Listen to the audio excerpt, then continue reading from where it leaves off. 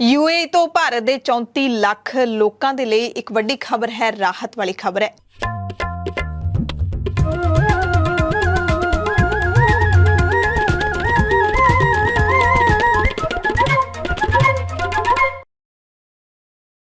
सत श्री अकाल जी दा खालस टीवी देखने वाले देश दुनिया के साडे सारे दर्शकों का बहुत बहुत स्वागत है।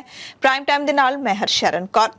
ਅੱਜ ਦੀ ਇਸ ਖਾਸ ਰਿਪੋर्ट ਦੇ ਵਿੱਚ ਤੁਹਾਨੂੰ ਦੱਸਾਂਗੇ यूएई ਦੀ ਖਾਸ ਖਬਰ, ਜਿੱਥੇ ਸਰਕਾਰ ਨੇ ਵੀਜ਼ਾ ਨਿਯਮਾਂ ਦੇ ਵਿੱਚ ਬਦਲਾਅ ਜਿਹੜਾ ਕੀਤਾ ਸੀ ਉਸ ਨੂੰ ਲਾਗੂ ਕਰ ਦਿੱਤਾ ਹੈ।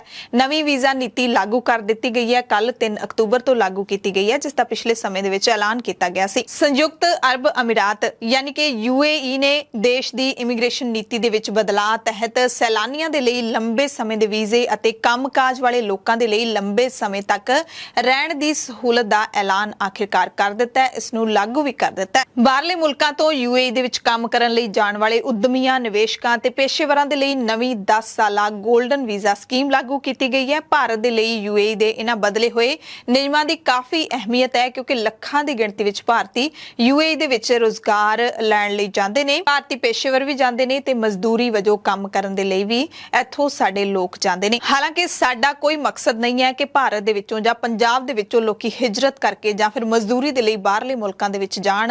ਅਸੀਂ ਹਮੇਸ਼ਾ ਹੀ ਇਸ ਗੱਲ ਦੀ ਅਪੀਲ ਕਰਦੇ ਹਾਂ ਕਿ ਇੱਥੇ ਹੀ ਰਹਿ ਕੇ, ਆਪਣੇ ਹੀ ਮੁਲਕ ਦੇ ਵਿੱਚ ਰਹਿ ਕੇ ਲੋਕ ਜਿਹੜਾ ਹੈਗਾ ਉਹ ਰੁਜ਼ਗਾਰ ਦੇ ਮੌਕੇ ਪੈਦਾ ਕਰਨ ਅਤੇ ਇੱਥੇ ਹੀ ਆਪਣੇ ਜਿਹੜੇ ਸੂਬੇ ਨੂੰ ਖੁਸ਼ਹਾਲ ਬਣਾਉਣ। ਹਾਲਾਂਕਿ ਜਿਹੜੇ ਲੋਕ ਬਾਹਰ ਜਾਂਦੇ ਨੇ, यूएई ਦੇ ਵਿੱਚ ਜਾਂਦੇ ਨੇ, ਉੱਥੋਂ ਦਾ ਇੱਕ ਨਿਯਮ ਹੈ ਕਿ ਉੱਥੇ ਕਿਸੇ ਨੂੰ ਵੀ ਪੀਆਰ ਨਹੀਂ ਮਿਲਦੀ, ਕਿਸੇ ਵੀ ਵਿਦੇਸ਼ੀ ਨਾਗਰਿਕ ਨੂੰ ਉੱਥੇ ਪਰਮਨੈਂਟ ਰੈਜ਼ੀਡੈਂਸ ਨਹੀਂ ਦਿੱਤੀ ਜਾਂਦੀ। ਇਸ ਕਰਕੇ ਉੱਥੇ ਸਿਰਫ ਵੀਜ਼ਾ ਹੀ ਦਿੱਤਾ ਜਾਂਦਾ ਹੈ। ਲੋਕ ਨੇ ਜਿਹੜੇ ਉਹ ਭਾਰਤ ਤੋਂ ਜਾਂਦੇ ਨੇ, ਚਾਹੇ ਕਿਸੇ ਵੀ ਮੁਲਕ ਤੋਂ ਜਾਂਦੇ ਨੇ, ਉਹ ਆਪਣੇ ਮੁਲਕ ਦੇ ਹੀ ਨਾਗਰਿਕ ਰਹਿੰਦੇ ਨੇ ਤੇ ਉੱਥੇ ਜਿਹੜਾ ਕੁਝ ਉਹ ਖੱਟਦੇ ਨੇ ਉਹ ਇੱਧਰ ਆਪਣੇ ਪਰਿਵਾਰਾਂ ਨੂੰ ਭੇਜਦੇ ਨੇ।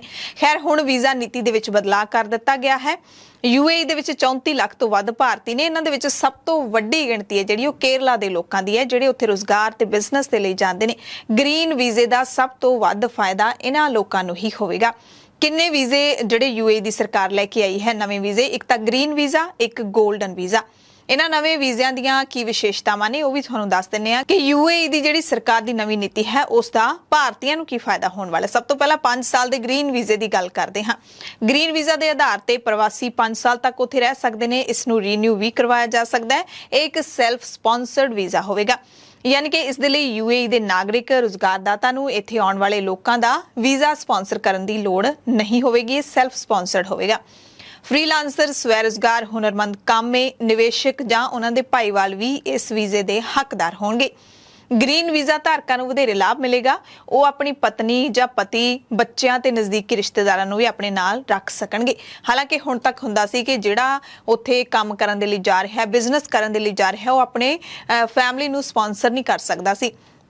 ਤੁਹਾਡੇ ਵੀ ਪਿੰਡ ਦੇ ਵਿੱਚ ਜਾਂ ਫਿਰ ਤੁਹਾਡੇ ਆਸ-ਪਾਸ ਗੁਆਂਢੀਆਂ ਦੇ ਵਿੱਚ, ਰਿਸ਼ਤੇਦਾਰਾਂ ਦੇ ਵਿੱਚ ਕੋਈ ਨਾ ਕੋਈ ਅਜਿਹਾ ਜ਼ਰੂਰ ਹੋਵੇਗਾ ਜਿਹੜਾ ਦੁਬਈ ਗਿਆ ਹੋਵੇਗਾ ਅਤੇ ਉਹ ਕਈ ਸਾਲਾਂ ਦੇ ਬਾਅਦ ਮੁੜਦੇ ਨੇ। ਆਪਣੀ ਜਿਹੜੀ ਪੂੰਜੀ ਉੱਥੇ ਕਮਾਈ ਹੁੰਦੀ ਹੈ ਉਸ ਦਾ ਹਿੱਸਾ ਲੈ ਕੇ ਮੁੜਦੇ ਨੇ, ਪਰ ਉਹ ਆਪਣੀ ਪਤਨੀ ਨੂੰ ਜਾਂ ਆਪਣੇ ਬੱਚਿਆਂ ਨੂੰ यूएई ਨਹੀਂ ਬੁਲਾ ਸਕਦੇ ਸੀ। ਪਰ ਹੁਣ ਇਹ ਨਿਯਮ ਹੈ ਜਿਹੜਾ ਪਹਿਲਾਂ ਵਾਲਾ ਸਖਤ ਨਿਯਮ ਉਹ ਹਟਾ ਦਿੱਤਾ ਗਿਆ। ਹੁਣ ਗ੍ਰੀਨ ਵੀਜ਼ਾ ਧਾਰਕ ਆਪਣੇ ਨਾਲ ਪਰਿਵਾਰ ਲਿਜਾ ਸਕਦੇ ਨੇ। ਉੱਥੇ ਆਪਣੇ ਬੱਚਿਆਂ ਨੂੰ 25 ਸਾਲ ਦੀ ਉਮਰ ਤੱਕ ਰੱਖ ਸਕਦੇ ਨੇ। ਜਿਹੜੇ ਵੀ ਮਾਪੇ ਉੱਥੇ ਗਏ ਨੇ 25 ਸਾਲ ਦੀ ਉਮਰ ਤੱਕ ਆਪਣੇ ਬੱਚਿਆਂ ਨੂੰ ਰੱਖ ਸਕਦੇ ਨੇ। ਪਹਿਲਾਂ ਇਹ ਉਮਰ 18 ਸਾਲ ਤੱਕ ਸੀ।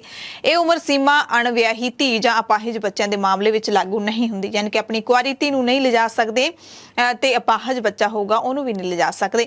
ਗ੍ਰੀਨ ਕਾਰਡ ਧਾਰਕਾਂ ਨੂੰ ਰਿਹਾਇਸ਼ ਦੀ ਮਿਆਦ ਦੇ ਖਤਮ ਹੋਣ ਤੇ 6 ਮਹੀਨਿਆਂ ਦਾ ਗ੍ਰੇਸ ਪੀਰੀਅਡ ਵੀ ਦਿੱਤਾ ਜਾਊਗਾ। अगला है 10 साल का गोल्डन वीज़ा। जाहिर तौर पर गोल्डन वीज़ा 10 साल के लिए इशू किया जाएगा। गोल्डन वीज़ा यूएई दे विच निवेश करने वाले विशेष उद्यमियां, खोजकर्तावां यानी कि रिसर्चर्स हुंदे ने, मैडिकल जिहड़ा विभाग है उहदे नाल जुड़े लोग हुंदे ने, विज्ञान अते संबंधित खेतरां दे विच काम करन वाले माहिरां ते उच्च प्रतिभाशाली विद्यार्थियों ते ग्रैजुएट्स नूं दित्ता जांदा है। यूएई दे विच वधिया प्रतिभा नूं खिੱਚਣ ਦੇ ਲਈ गोल्डन वीज़ा स्कीम 2020 ਦੇ ਵਿੱਚ ਲਾਗੂ ਕੀਤੀ ਗਈ ਸੀ। गोल्डन वीज़ा स्कीम तहत होर भी कई सहूलतां ने ਜਿਹੜੀਆਂ ਉਹ ਮਿਲਣਗੀਆਂ।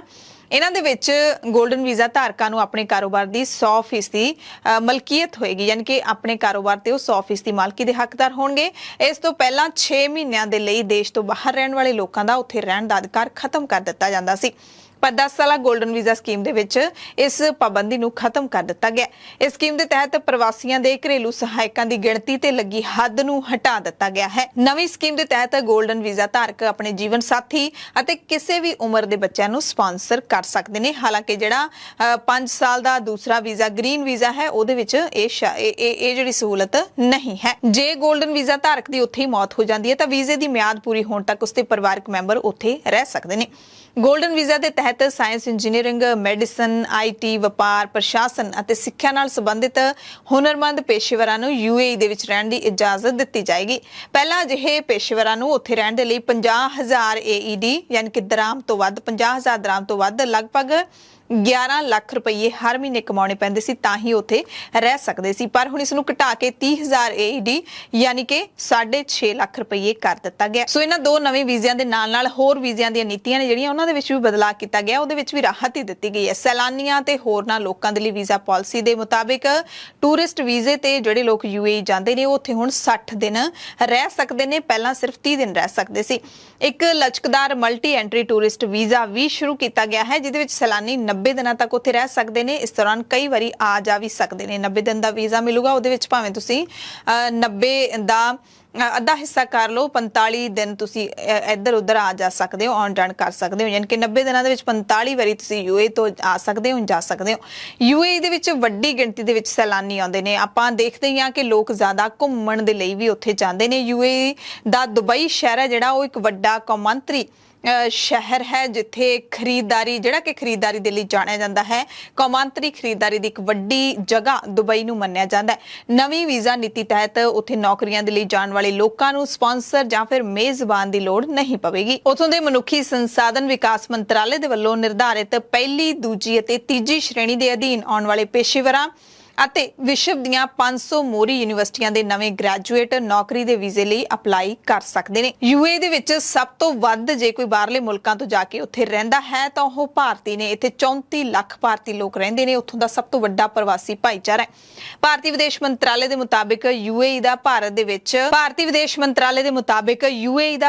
170 ਤੋਂ 180 ਬਿਲੀਅਨ ਡਾਲਰ ਦਾ ਨਿਵੇਸ਼ ਹੈ। ਇਹਦੇ ਵਿੱਚ 116 ਬਿਲੀਅਨ ਡਾਲਰ FDI ਦੇ ਵਿੱਚ ਹੈ ਤੇ ਬਾਕੀ ਪੋਰਟਫੋਲੀਓ ਨਿਵੇਸ਼ ਹੈ। ਯਾਨੀ ਕਿ ਭਾਰਤੀ ਲੋਕ ਉੱਥੇ ਜਾਂਦੇ ਨੇ, ਉੱਥੋਂ ਵੱਡਾ ਜਿਹੜਾ ਨਿਵੇਸ਼ ਹੈ ਉਹ ਭਾਰਤ ਦੇ ਵਿੱਚ ਲਿਆ ਕੇ ਇਨਵੈਸਟ ਕਰਦੇ ਨੇ। UAE FDI ਦੇ ਮਾਮਲੇ ਦੇ ਵਿੱਚ ਭਾਰਤ ਵਿੱਚ ਨਿਵੇਸ਼ ਕਰਨ ਵਾਲਾ 9ਵਾਂ ਸਭ ਤੋਂ ਵੱਡਾ ਮੁਲਕ ਹੈ। ਭਾਰਤੀ ਕੰਪਨੀਆਂ ਦਾ ਵੀ UAE ਦੇ ਵਿੱਚ ਨਿਵੇਸ਼ ਵਧਿਆ ਹੈ। UAE ਦੇ ਵਿੱਚ ਭਾਰਤੀ ਕੰਪਨੀਆਂ ਦਾ ਨਿਵੇਸ਼ 85 ਅਰਬ ਡਾਲਰ ਦਾ ਹੋ ਸਕਦਾ ਹੈ। ਸੰਯੁਕਤ ਅਰਬ ਅਮੀਰਾਤ ਦੇ ਕੇਂਦਰੀ ਬੈਂਕ 2018 ਦੇ ਅੰਕੜਿਆਂ ਦੇ ਮੁਤਾਬਿਕ ਦੁਬਈ ਦੇ ਵਿੱਚ ਕੰਮ ਕਰਨ ਵਾਲੇ ਭਾਰਤੀਆਂ ਨੇ ਦੇਸ਼ ਦੇ ਵਿੱਚ 1756 ਅਰਬ ਡਾਲਰ ਭੇਜੇ ਸਨ 2018 ਦੇ ਅੰਕੜਿਆਂ ਦੇ ਮੁਤਾਬਿਕ।